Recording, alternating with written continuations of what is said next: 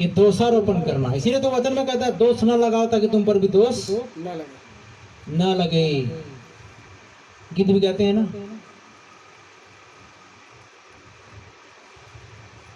आज शराब ढूंढते हैं, दाग मधु ढूंढते हैं लोग, इसलिए खुद को नुकसान पहुंचाते हैं और दूसरा तीसरा भी नुकसान, उनका भी नुकसान और हानि होता है। भला तो उनका कुछ नहीं होता,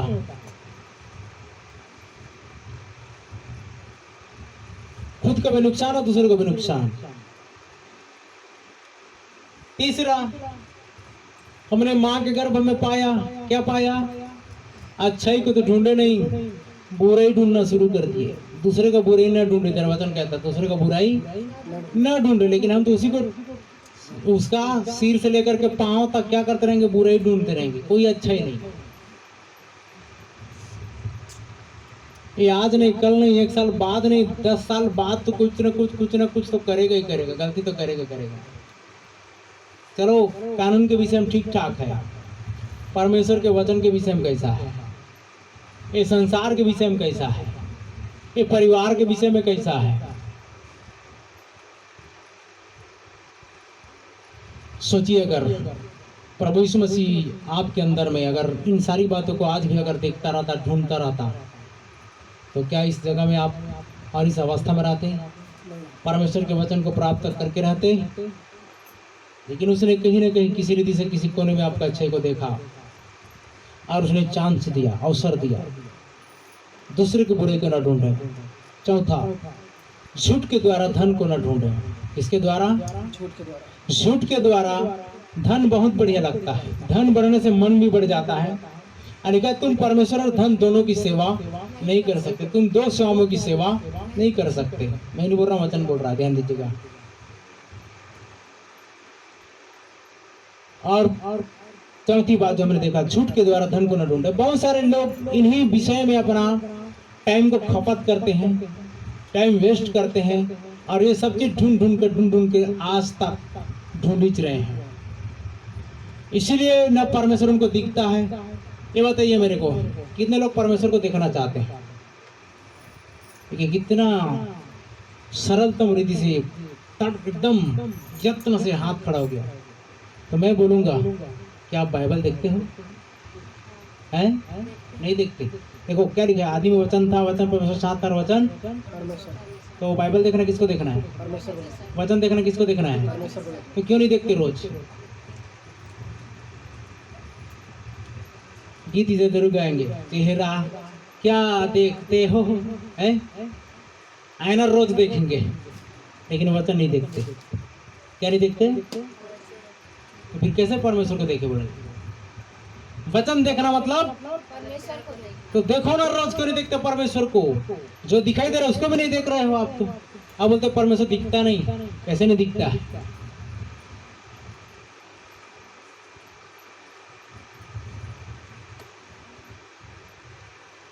पांचवी बात हमने क्या देखा? अपनी भलाई को न ढूंढो। अपनी भलाई को न ढूंढो, परंतु क्या ढूंढना?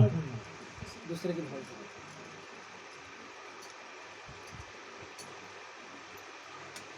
अगर ऊपर वाले के साथ आपके संबंध मजबूत है तो धरती वाले आपका कुछ नहीं बिगाड़ सकते।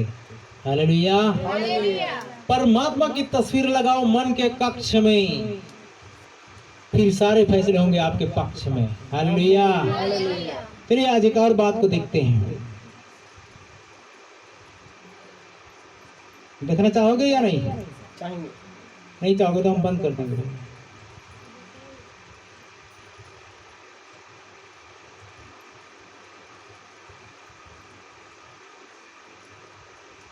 पिछली बार कौन कौन थे जी अन्य जाति के 9 ग्रह बारे में? सब थे? अच्छा,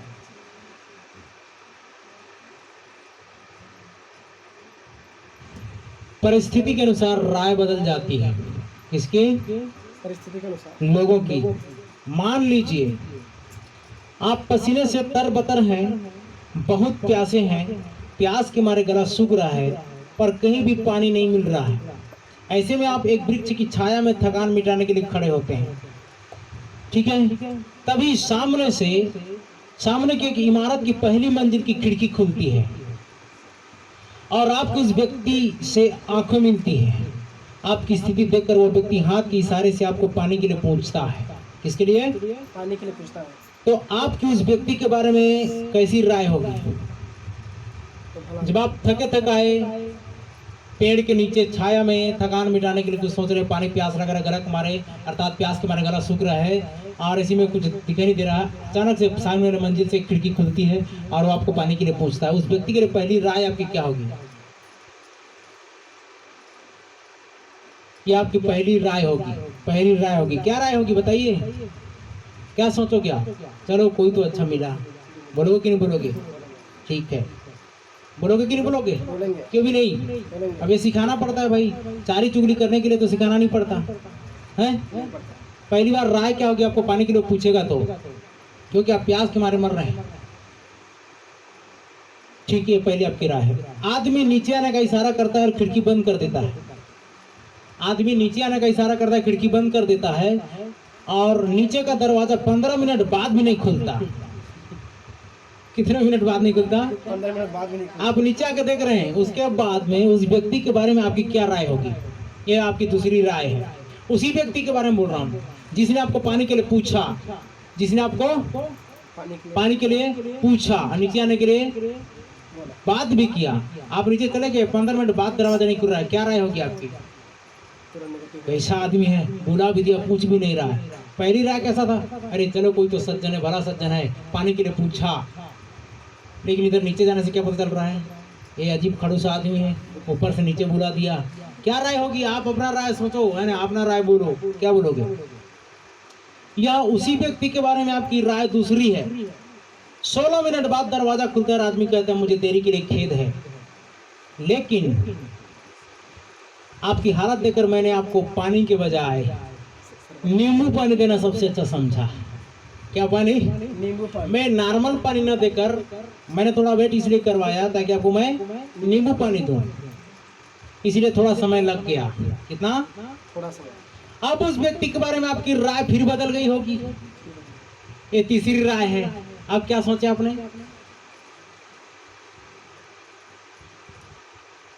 याद रखें कि आपको अभी तक कोई पानी या शरबत नहीं मिला है, इतना में भी उस व्यक्ति के बारे में आपकी तीसरी राय है। ध्यान में रखें, कितनी राय है? तीसरी राय है।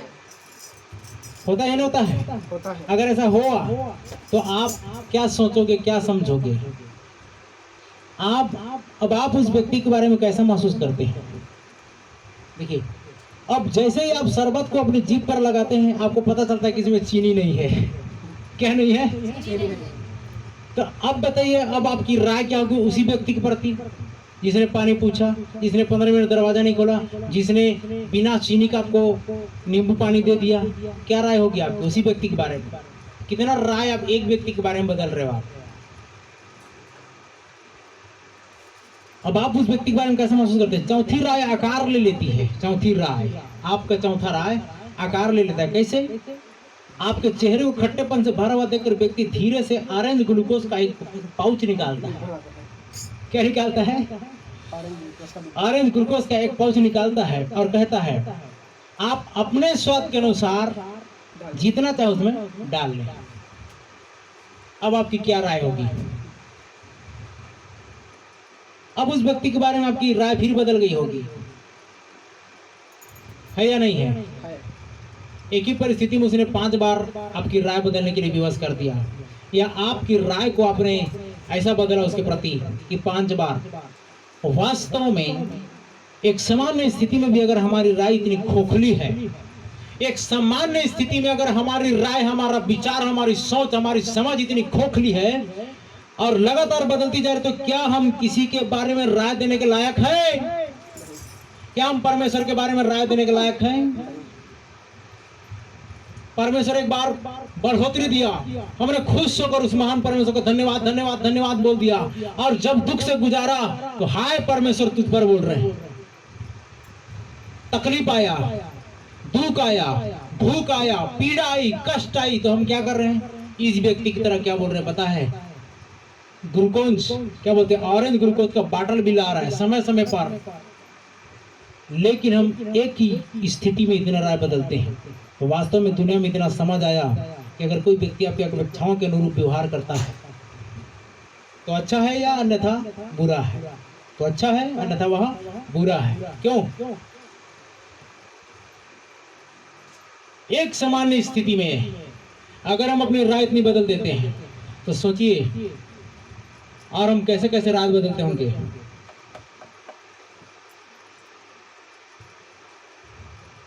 पांच बातें तो हमने देखी।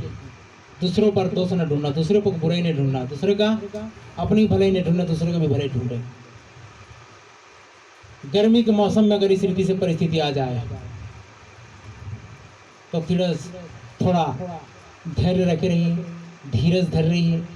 परमेश्वर कुछ अद्भुत करने जा रहा है तो उसके लिए वो क्या करता है, थोड़ा शेक करता है।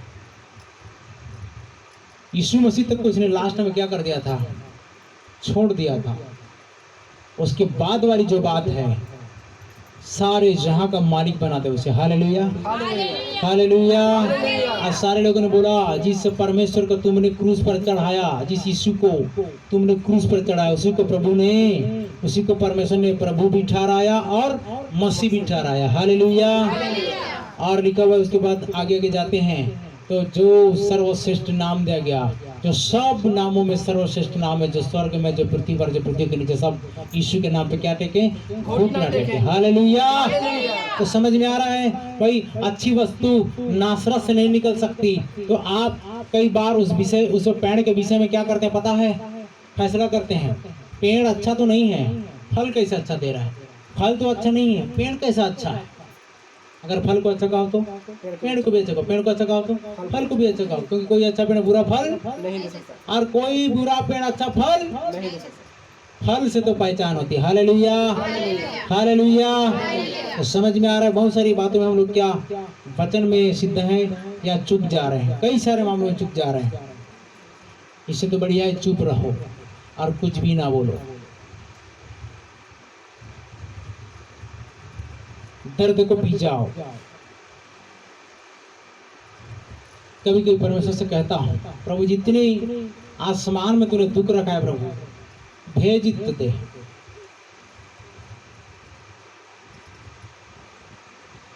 शुक्रवार की बात है,